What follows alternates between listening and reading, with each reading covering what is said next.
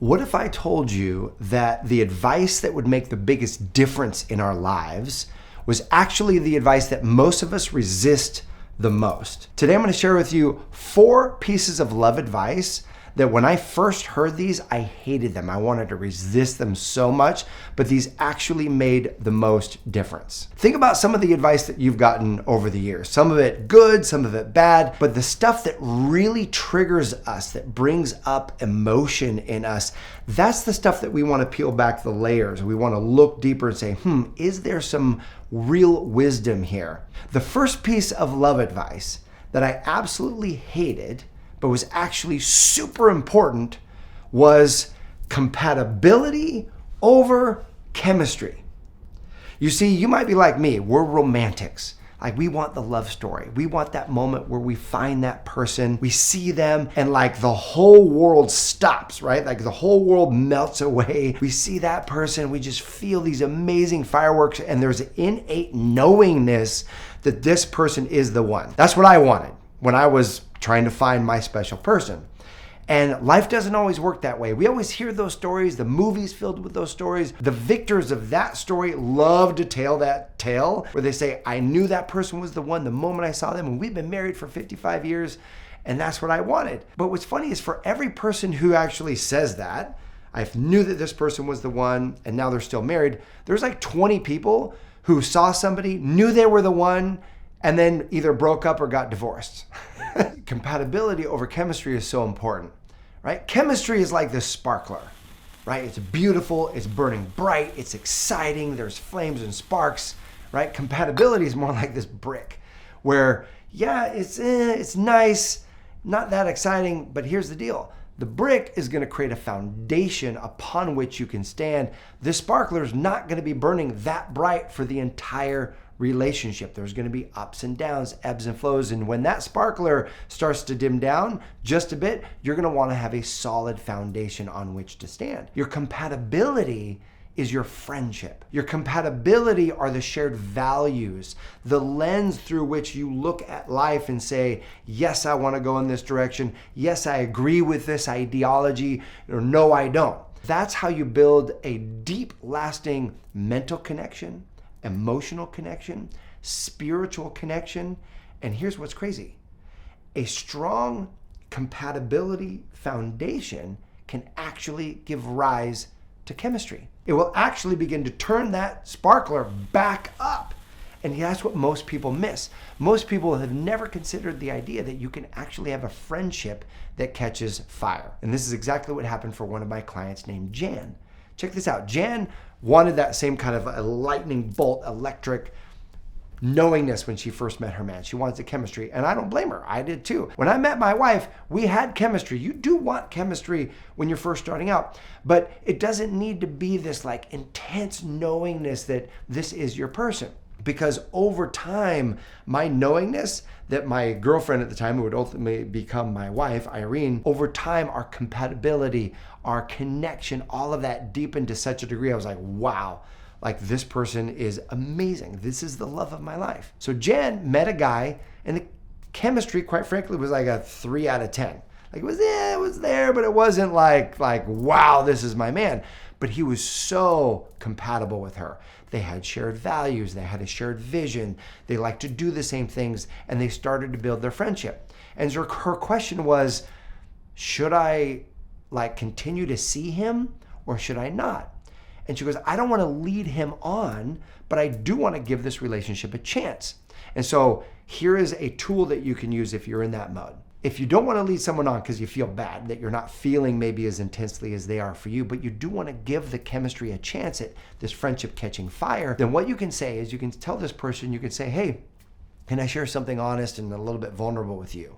And they'll say, yeah. And you say, I love the time we've been spending together. I've been having a total blast, and I'm not feeling the amount of chemistry I would normally expect at this stage in the relationship, but I do think it might come if we spend more time together. And so I want to know what you would like to do. Should we just decide to be friends, or should we give this thing a chance to see if there can be more chemistry that ignites? And that's exactly what Jan did.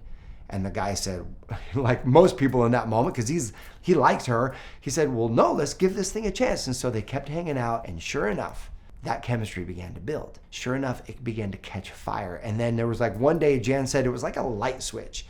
She saw this guy that she was dating and a whole level of new emotion emerged for her. She was like, wow, I feel so good. I feel so much chemistry for them. The two of them went on to continue dating, got committed to one another, and ultimately got married and are in the love story of their life because they prioritized compatibility and let it fuel the chemistry. So the next time you're swiping or scrolling or sending somebody a message, know this, the chemistry might get you in the door, might start things off, but it's the compatibility that really is the foundation on which you can build something that lasts. The second piece of advice that you might not want to hear is to prioritize peace over excitement. Peace over excitement. What does that mean? You know how in a relationship, we want to be lit up by the other person. Well, if you find yourself where you're in a relationship where the highs are so high, like there's so much excitement, you've got so many butterflies in your stomach, and you're just like on cloud nine when you see this person, what happens is we lose a sense of our mental faculties called reason, where we're able to stay objective in this person. It's sort of like we get drunk or intoxicated on this excitement that we have. And certain kind of relationships thrive on creating excitement. It's this drama cycle. Well, things will be great. And then there's some sort of fight that happens. It might be that one person is jealous, the other person was talking to somebody else, or it might be that some person didn't follow through and there's this major fight that happens. And so there's this drama cycle where it's excitement, and then there's fight, and then there's makeup sex, which is a whole lot of fun, which brings us back to excitement, and it's great, and then there's fight, and it's just this cycle of drama. It's like a roller coaster. And yeah, I know that makeup sex is really, really good. I know it's amazing. What happens is ultimately our brains get fired with dopamine, our bodies get fired with adrenaline, and that cycle, if you're not careful, can actually be addictive. It can actually be something that we begin to replicate unconsciously because we're addicted to the highs, the lows, the connection, and all of that. Way more healthy, way more lasting, way more fulfilling is actually to prioritize peace over that excitement. It doesn't mean you never have excitement, but what you want to be really careful of is the super high highs followed by the low lows. If that's the pattern, you're in a toxic cycle. Alison Armstrong, amazing author, relationship expert. She's given great advice, come and taught at some of our classes. And I love what she said. She came into one of my VIP programs. She goes, you want to be really, really careful of a guy who turns on all your switches. And as she said that, I looked around the room and the women were like, oh yeah, I know that kind of guy. He turns on all my switches. Like that's what everybody's looking for, right? Someone who turns on all our switches. She goes, what happens is when that happens, your prefrontal cortex, the area of your brain that you ultimately make decisions with, shuts off. Like we can't see things objectively. We can't make conscious decisions as well when all of our switches are turned on. She goes, you want to be turned on, you want to be activated, but you also want to be standing on the solid ground of peace. That's why compatibility over chemistry aligns with peace over excitement. These two things go together. When I interviewed America's Greatest Marriages, the one thing they kept saying was that being around this person was just easy. It was effortless. There was a flow to it. And they all said the word peace. It just felt peaceful to be around this person. That's a clue. That's something that you want to look for. Something that we're not trained to look for, something that we often don't prioritize, but you want to look for how easy is it to be with this person? And that's the one thing I noticed with my wife when we started dating. Man, it was just easy to be together. We laughed easy, we connected easy, we talked easy. Like it was just so easy to flow and connect with her. She followed through. She said she was going to call. She called. I said I was going to show up. I showed up. We just clicked on that level. So when you're getting to know someone, have a radar going on so that you can really see how much peace is there in this interaction versus how much excitement is there. We want some excitement, but what you're really looking for is a high degree of peace. Now this next one, you might completely disagree with. You might have like total resistance around this one, but I encourage you to open one corner of your mind to its possibility, and that is to prioritize growth over happiness. Growth over happiness. You might be thinking, Matt, like the whole point is to be happy, to be fulfilled, to be connected in this relationship. And so I want to suggest to consider the possibility that happiness is not actually a good goal, because happiness is the effect of actually pursuing other things like growth. We as a human species, we are the happiest when we're progressing. If you chase happiness, people tend to become more unhappy. They're looking for the things of what's going to make me the happiest, and ultimately becomes a try to get energy, and it becomes a self-serving energy, and that actually decreases happiness. So when we prioritize growth, when you're growing, when you're expanding, when you're progressing, happiness is the natural result of that. The other thing is that when you're actually in a position where you're focused on giving to the other person, when you're focused on prioritizing the relationship, you're focused on being a person of increase, that naturally gives rise to more happiness as well. So that's one reason why you would want to prioritize growth over happiness. But let me share with you another one, and it's a big one. The people who prioritize happiness avoid conflict. Why? Because they don't want to rock the boat. They don't want to disrupt the happy vibes that they have. And then what happens is resentment builds, and it starts small. And they're like, well, this isn't important enough to kind of get in the way of our connection right now that we're feeling. And things are so good right now, I don't want to sabotage that. Well, you're sabotaging it by not bringing it up. Whoever doesn't bring it up builds that resentment, and it doesn't go anywhere. Resentment is like a worm. My mom would always say, you can bury a can and you can bury a stick, but you can't bury a worm. Worms find their way out. And that's exactly like resentment. It ain't going anywhere. In fact, it's just going to come up later, and it's going to come up bigger. Instead, you want to prioritize this growth, meaning growing the relationship forward. If there's a challenge that you're having, if there's a disagreement, if there's a feeling of, like we call it, a rattle in the relationship, you want to bring it up. Two things happen. Number one is you clear the air in your own energy. But the second thing that happens is your person knows you better. There's a closeness that's created. There's an extra bond that's created. Every time you work through a disagreement, you two become closer. You two become stronger. You two become a better partnership. And so I encourage you to prioritize growth over happiness. What would it look like if you did that? What decisions would you make? How would you show up? How would that shift your being to say, okay, today is about growth versus just achieving happiness? And the cool part is, when you do that, you actually generate the highest levels of happiness anyway. And this last piece of advice was something that I had, while conceptually I understood it, internally I had a lot of resistance on this one. If you looked at like my behavior when I was trying to attract love. And this one was prioritize giving over receiving. And we all want to say, oh, of course I would do that. Yes, I'm a giver and not a receiver. But when we actually break this down, we actually look at it.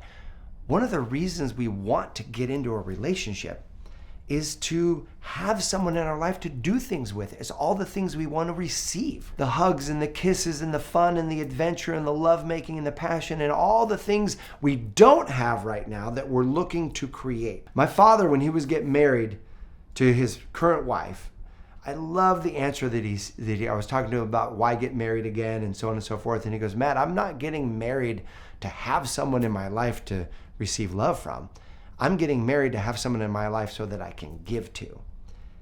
I love that perspective, because there is a spiritual law called the law of receiving, where you actually open up the channels of allowing more good into our lives. But the key to opening the door to the law of receiving is actually giving.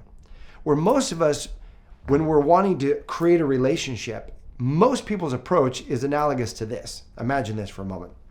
Standing in front of a fireplace and saying, okay, I'm ready for some heat. Give me some heat. And the fireplace says, you got to give me some wood and then I'll give you some heat. And you're like, no. Give me the heat, then I'll give you the wood. Like, no, you actually have to put the wood in first before you're actually able to receive heat. I went to a seminar when I was in my searching for love phase. And I was there to find out why I was single and what I could do to change it. And at one point in the seminar, they asked, does anyone here want to share kind of why they're here and what they're doing and what they're looking for? And I stood up and I said, yeah, I'm having a lot of trouble in my love life and I want to find out what I could do differently. And the whole room's looking at me right now. And the facilitator goes, okay, great, Matt. what are you looking for? Kind of describe the relationship. And so I went on to list, because I knew my list. I had my list. Maybe you have your list. Everything's written down. What kind of partner do you want? Someone who is fun and emotionally healthy and financially stable, and someone who's a great communicator and follows through, and they're sexy, and all of the things that you want. So I began to list all the things I wanted. And the facilitator at the end goes, okay, great, sit down, next. And I was like, well, wait, you're not helping me. Like, you're not. I came up to her afterwards, I was like, what was that? Like, you didn't even help me. And she made it clear that I was so focused on getting. Like, it was all about me, all the things that I want. And when I coach people, and when I'm looking at what they write in their profile, like, just notice in your dating profile, if you have one, what are you writing down that you want? You might be above this, but the average profile is all the things that we want. Yeah, I want someone who's going to prioritize me, is going to take me places, and that we can go do this together. And they're going to be a person and it's all the things that we're getting, right? Instead, focus on giving. When you focus on giving, you activate the law of receiving. The best profiles are ones that paint a picture of what life is going to be like together. Because remember, that other person is reading this, and when you go on a date, it's describing what is life going to be like together, how you're having fun together. The number one thing people want is to know that I'm going to be having fun with this person. Both our lives are going to be expanded in the process. A great analogy is like this. Imagine that you've got a cup. No, scratch that. Let's make it a goblet. There we go. Imagine you've got a goblet. And when your cup is full, what do you naturally want to do? You naturally want to pour into the other person's cup, right? And when their cup is full, they want to pour into your cup. And it goes back and forth. It's this endless love refill station, but it only starts by giving. And so giving in the beginning when you're dating is, what are you bringing and contributing to the relationship? When you're in the relationship, it's not just physical items, but the biggest thing that you can give is your attention, your presence, your focus on them. What is it that they would love? And as you begin to give and fill them up, you will notice they will naturally want to give back to you and fill you up. So these 4 pieces of advice: compatibility over chemistry, peace over excitement, growth over happiness, and giving over receiving, set you up for an amazing experience in your relationship. So my question for you is, what advice have you been given regarding love that at first you hated, first you wanted to push it away, but later you knew, oh, that was really good advice? I would love to hear your experience. Go ahead and post that in the comment section below. And know this, I appreciate you. Thanks for watching. Here is to your amazing, expansive love life, and I'll see you soon.